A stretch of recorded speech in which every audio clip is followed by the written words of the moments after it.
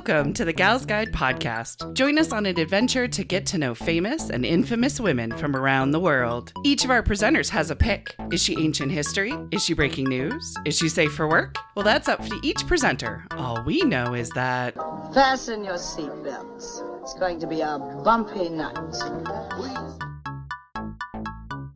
Welcome back. I'm Katie, and I'm joined by Leah, Bonnie, and Claire.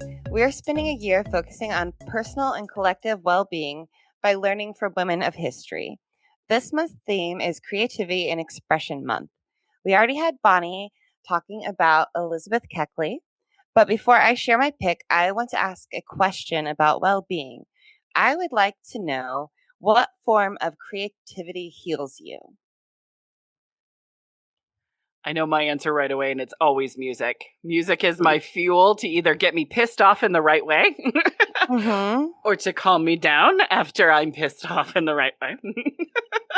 Or to just kind of change the vibe. For some odd reason, the vibration of music, whether it's headphones or whether it's in the room, it really heals me in different ways. I also have different playlists. Like I do have... me and my father haven't gotten along over the years, and I think I've mentioned it a couple times on the podcast, so I have a fuck you playlist that is all for when I'm angry at my dad. It works wonders. Okay. Exactly. So, Music. All right. What do you think, Claire? I spend almost all my time painting. Being creative. And I've noticed when I go through my artist statements and when I'm speaking about it, at the core of everything that I do, it's to communicate that I'm a person. Yeah. And my hope, I really actually hope that one day my artwork is obsolete. So when people see my feminist paintings and look at it and go, what was she so surly about? Things are great now. And that's really what my hope is. So I just keep working, trying to validate my humanity and therefore extend that to other women and people of marginalized genders. I like it. Amazing. Really.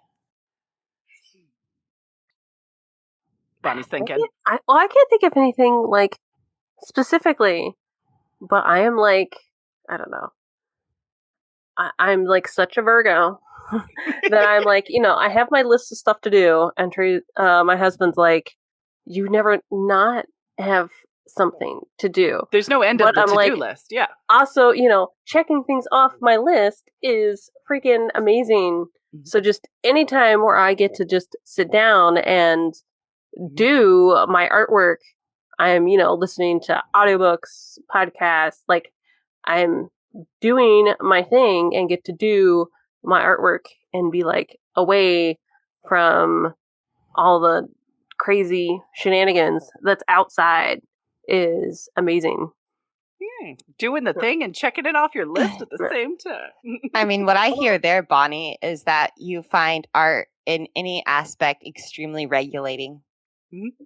So when you've been out in the world and you've become dysregulated, like when you hook into painting or an audiobook or using your hands to create a costume or to knit, you're getting you're getting regulated and you're getting in touch with yourself.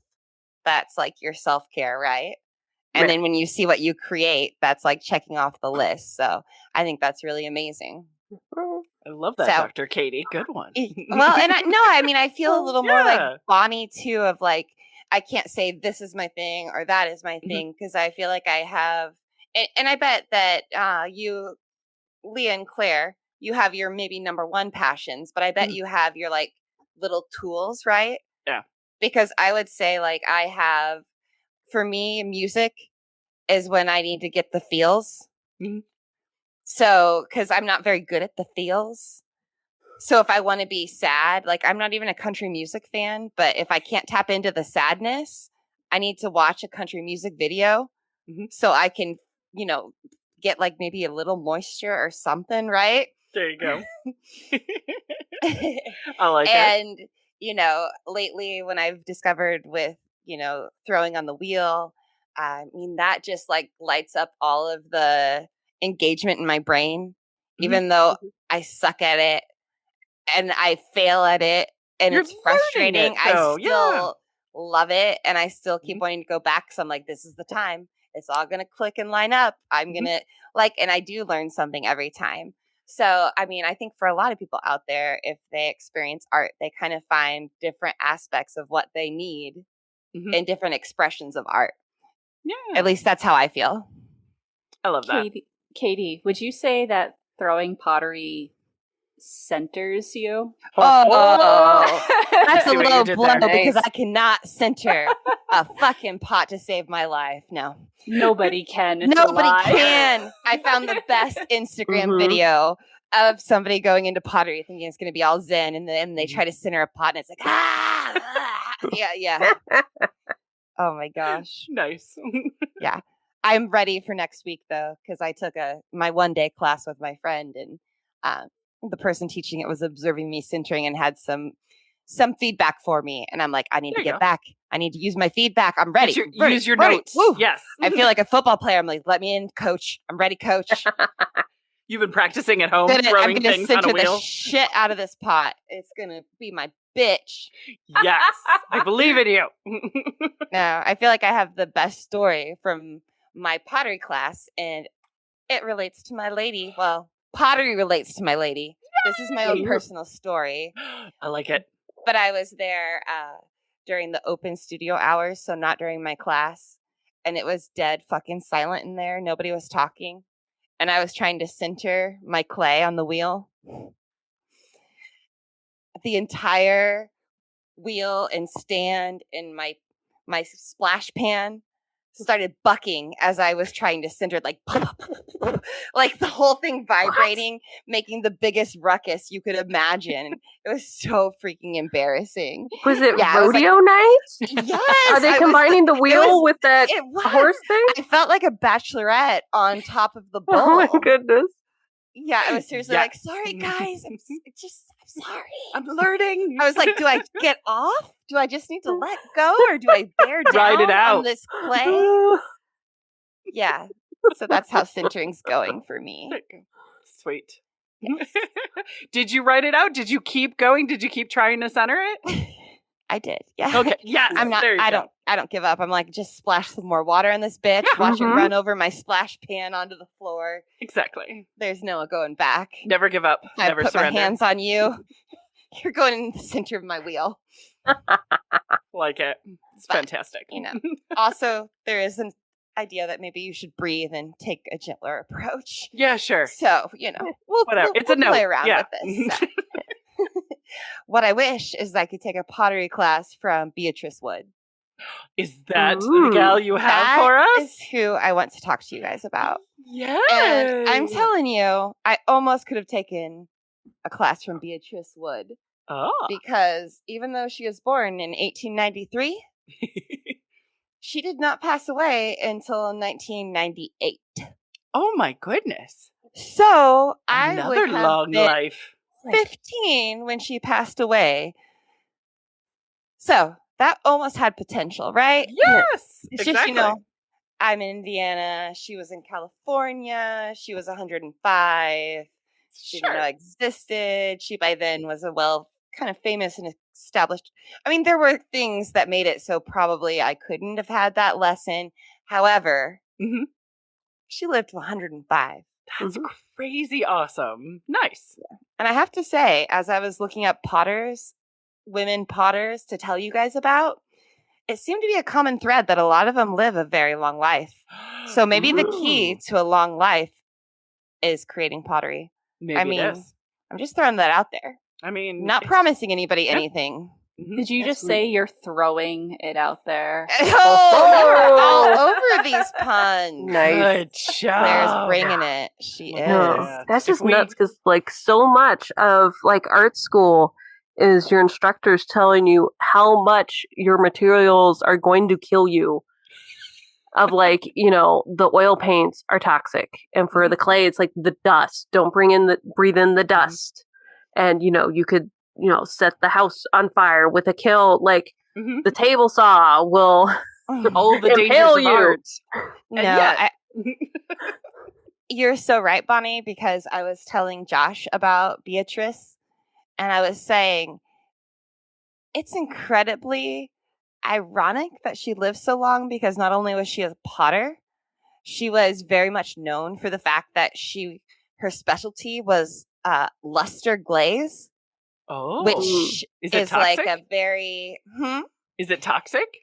Well, I do not know that much background, but I do know that it is like an alchemy type thing. It started in ancient Egypt with their passion for creating gold, right? Yeah. So it was to make something luminous and shimmery.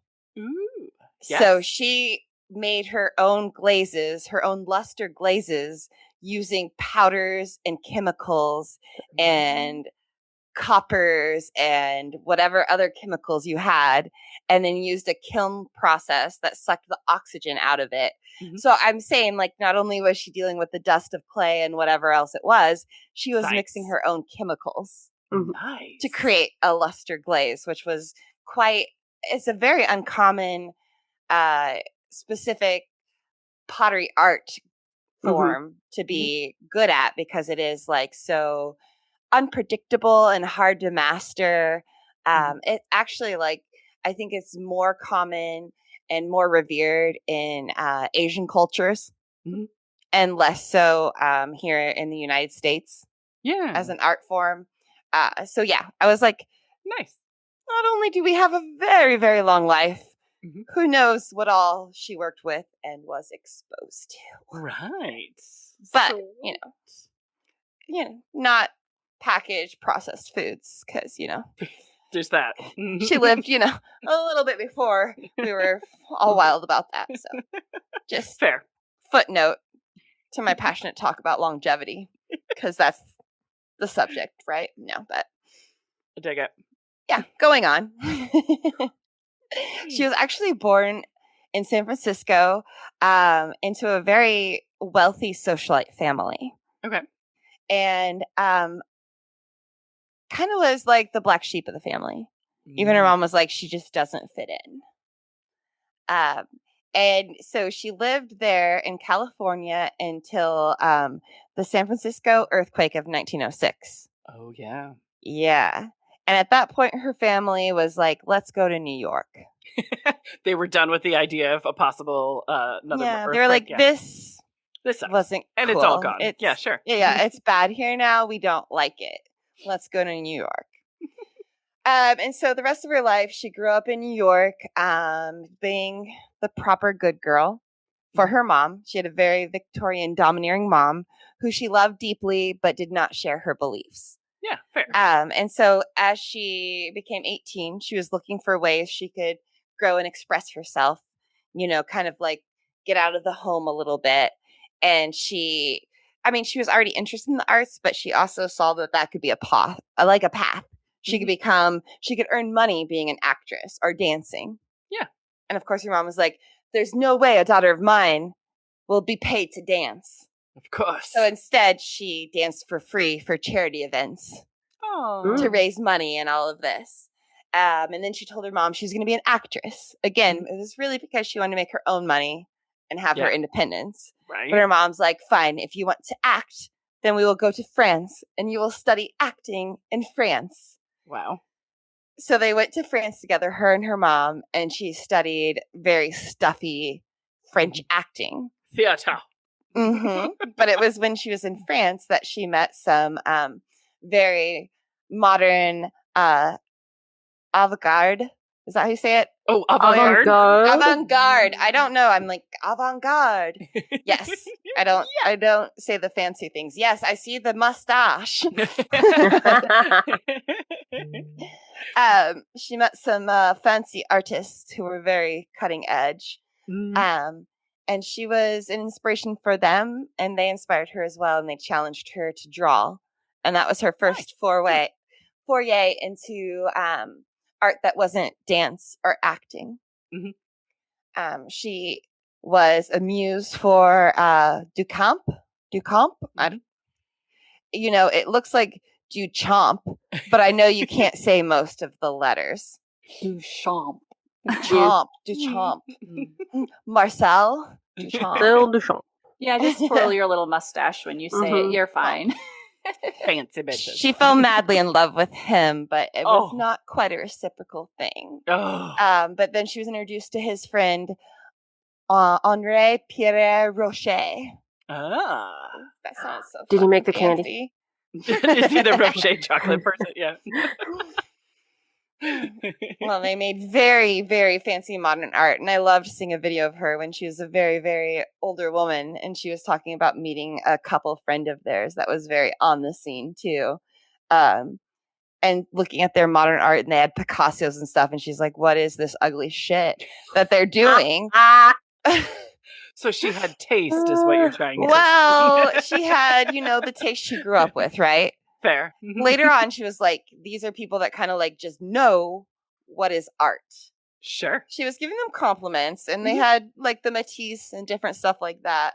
And she said it took like, sitting in their presence and being like kind of in this environment and absorbing it. And then suddenly she's like solid. She's like clicked with it and she connected with it. Okay. But her first, few times in that environment, or even her first few times producing that kind of art, she was like, this looks like a fucking nightmare. What's happening? But they really like showed her a different world and really introduced her to that movement at the time, which was called Dada. Okay. And she Those two are nodding. Yeah. She helped. It's kind of basically the modern art movement. And she helped bring that back to New York with them, with a lot of those characters. So she has the nickname of the Mama of Dada. Mama of Dada. Look at that. Although beautiful. She was still quite young during this time. But she helped produce the magazine The Blind Man. Yes. And she put on like the Blind Man's Ball in New York and did the illustration for that. So she was like very on the scene and modern. She's so free in her later life, talking about how Rocher was her lover, but she always thought of Duchamp, and she told that to Rocher, and he liked that, and they both adored him. And like, yeah, one of her dearest friends was a Nin. Yep, there you go. Yeah. I just feel like she probably would have millions of stories to tell and name drop about her the life entire time. Right. Nice. And she has an autobiography, which I feel like could fill in so much that's not available online in Wikipedia. And there is a movie available about her that came out sometime in the 90s. And I can't tell if it's a movie or an autobiographical type thing. Yeah, or based on a true story kind of movie. Yeah, I'll have to look into that more to find out. But it was after she moved out of New York and back to California, and she met with kind of a spiritual leader there from India, that she started getting into pottery. Oh, okay. And she had also been to somewhere in Europe where she collected some pottery that was luster pottery. And she had, I think, a teacup and a saucer, and she wanted to make a matching teapot. So she said, well, I'm just going to have to learn to do it myself.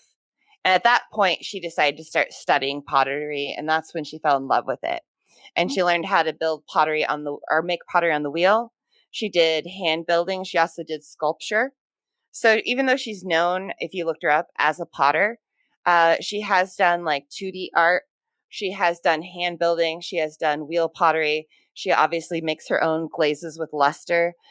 So just all around, she's a phenomenal artist. Yeah. Even with the dancing and the acting, I think she's embraced all of the arts and has a passion for them. Yeah.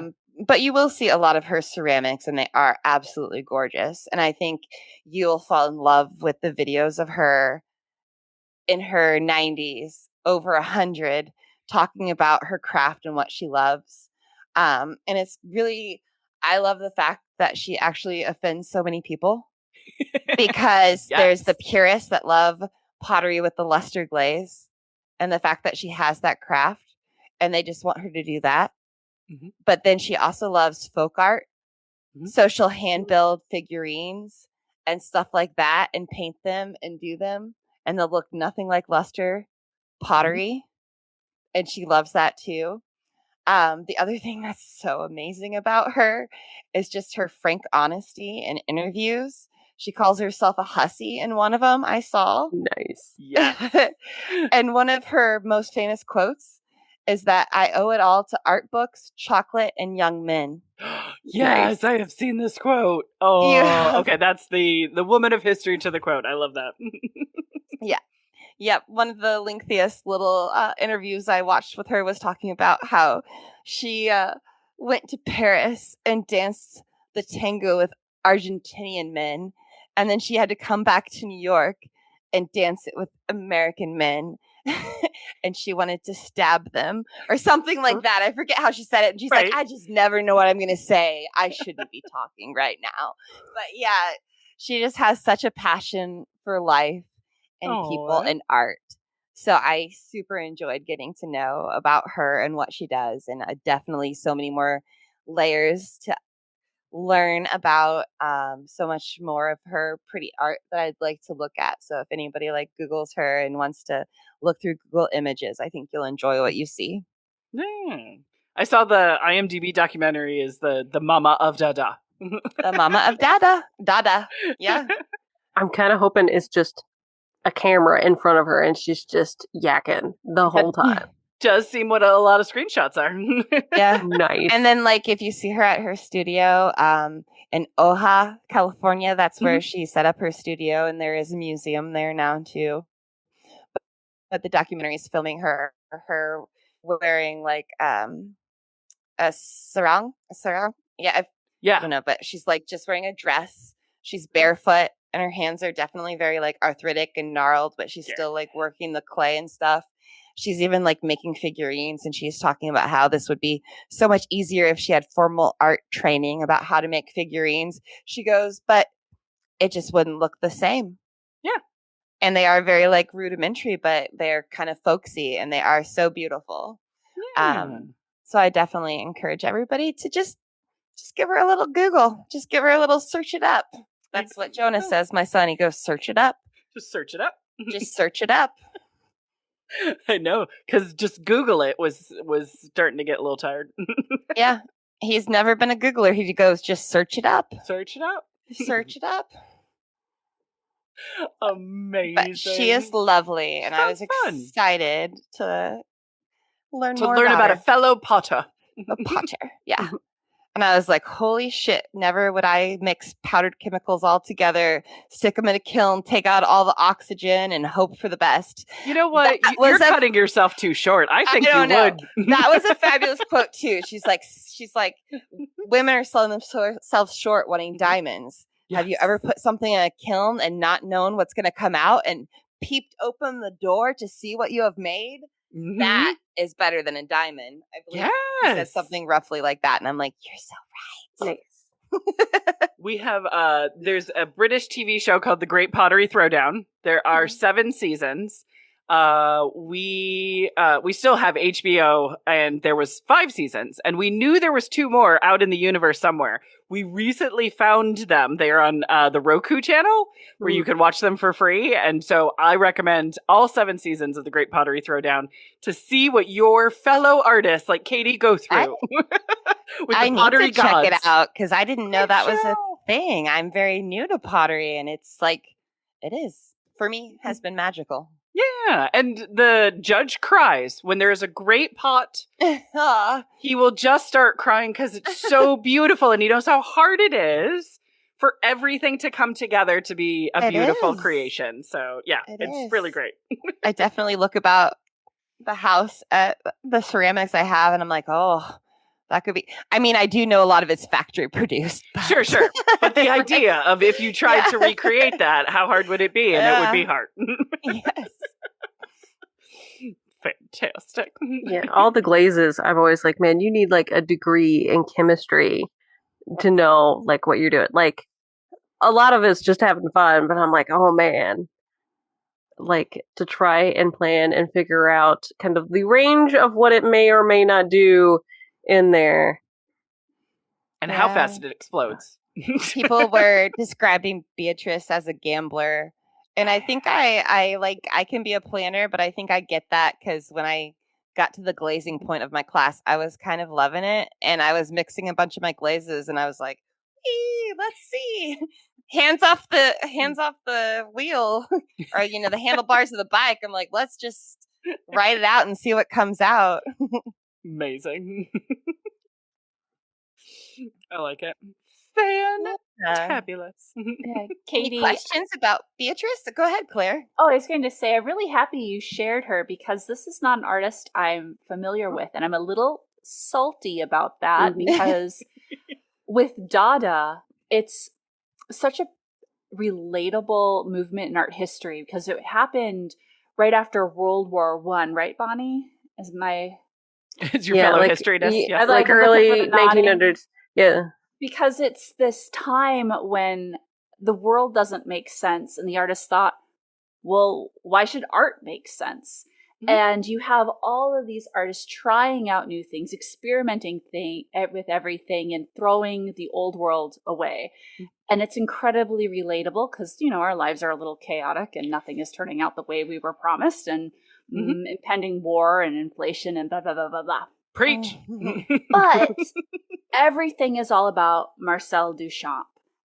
And the women in that movement were pretty much erased. And there's another Dada artist who is really important. Her name is Elsa Freytag van Loringhoven.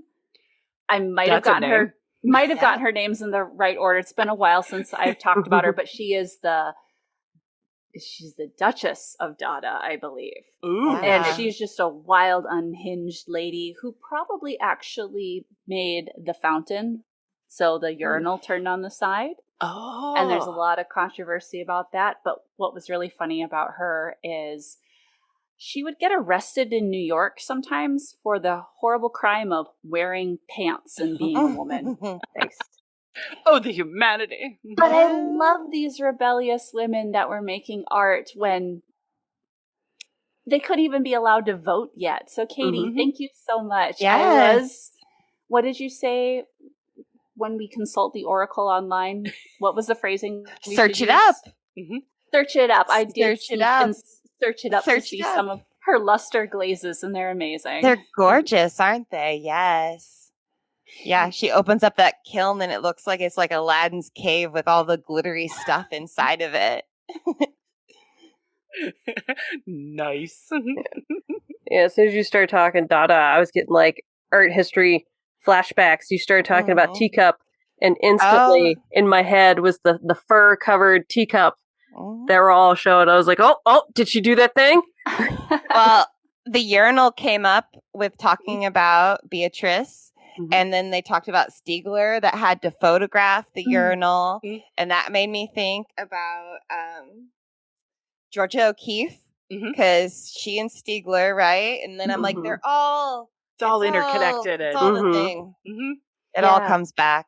The way you were talking about how unhinged, unfiltered Beatrice Wood is. It's a lot like interviews with Georgia O'Keeffe when she was older, too. Yeah. So, Katie, I have to ask, when you're celebrating your 100th, 105th birthday, yes, what unhinged things are you going to say looking back on this time now? Right? Oh, dear. I should probably wait till I'm 100, right? Never. Say it all now and keep saying it. Oh, man. It's probably going to be the chocolate and the young men. Yeah. Wait, no, now I sound like a predator. Wait. No. No, I mean, I think that it's going to be being able to talk to women like all of you about other women and our experiences and how important it is to be bold and to try things and to not be self-conscious. And I think one of the things I'll be proudest about is how much I've been able to share my mental health journey with the people I know. And so I know I haven't I've talked about it some on the podcast. But yeah. People that I'm face to face with, I've been, pretty straightforward. And now I have 3 people that are at my work that see the same mental health, people, caregivers that I see because that I talked about it. So yeah, I think each generation has their thing, and our generations have been helping people seek the services they need to care for themselves, especially with mental health. So yeah, that might be my thing. Wild and crazy mental health care. Yeah. We need more of that, so keep going. Yeah.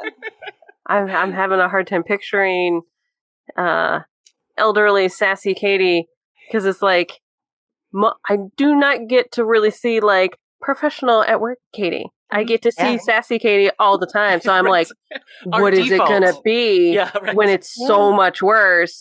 I'm very excited. Oh, well, we do have Katie that left her shirt in Leah's bathtub and smoked the wrong end of the cigar and made Leah kiss her on New Year's. And that's what we call good times. There's things. Exactly. It's all wonderful. Well, on that beautiful note, do you want to wrap us up for this episode? That's quite a note to wrap up on. I know, it's a good little secret reveal of would you like to know more? Well, here we go. Well, that wraps it up for us this week. Join the Gals Guide podcast next week as we learn more about creativity and expression. That's another woven thread into our personal and collective well-being tapestry. If you loved learning about women's history or are looking for some self-care, discover even more community and care at galsguide.org. Until next time, keep sharing women's stories.